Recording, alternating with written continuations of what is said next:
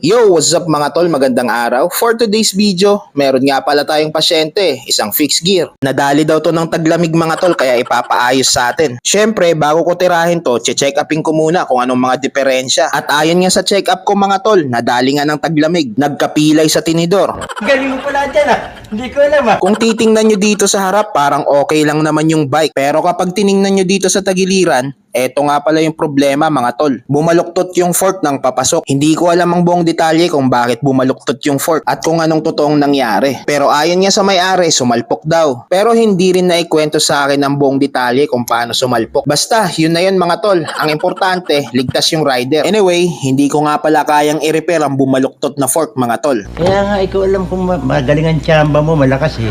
Antimano, para sa akin, upgrade na to. Kilala kong kaliskis mo, oy. Pero pag frame builder ang gagawa nito katulad ni Sir Abe, kayang-kayang ibalik to. Lalo na't